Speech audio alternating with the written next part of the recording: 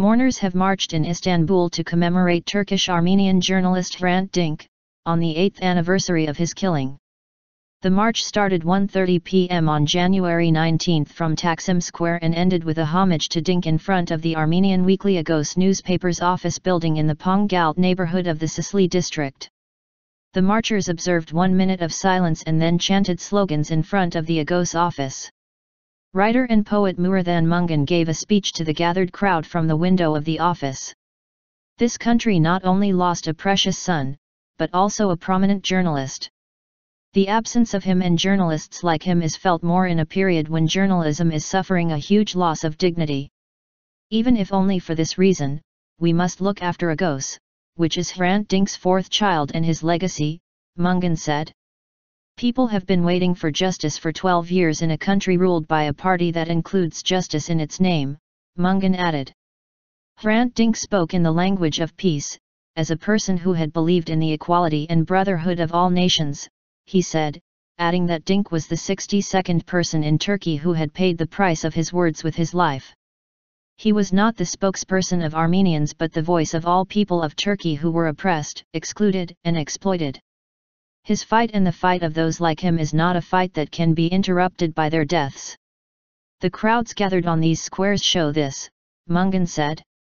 The parents of Berkin Elvan, who died in March 2014 after spending 269 days in a coma after being hit by a tear gas canister during a police crackdown during the Gezi Park protests in Istanbul, also attended the ceremony.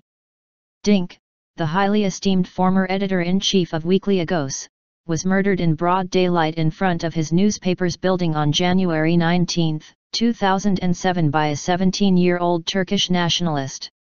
The triggerman, Ogun Samast, was convicted of premeditated murder and sentenced to 22 years and 10 months of prison after a 2-year trial.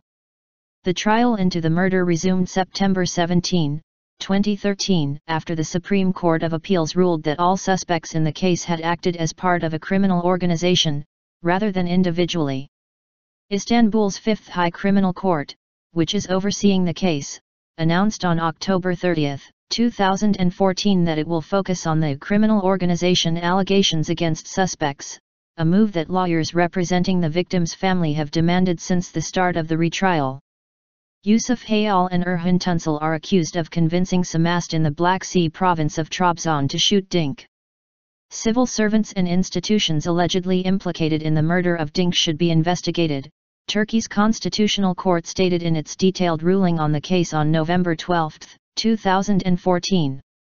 The court had earlier stated that the case had not been probed efficiently and the victim's rights were violated, in a ruling issued in July 2014.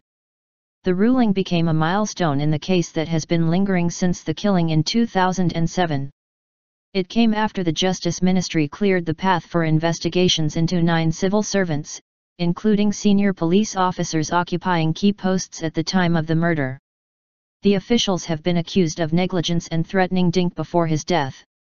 Before his killing, Dink had been called to a police department and warned about a possible plot against him. It is therefore thought that the murder plot was known about within some state institutions before it happened.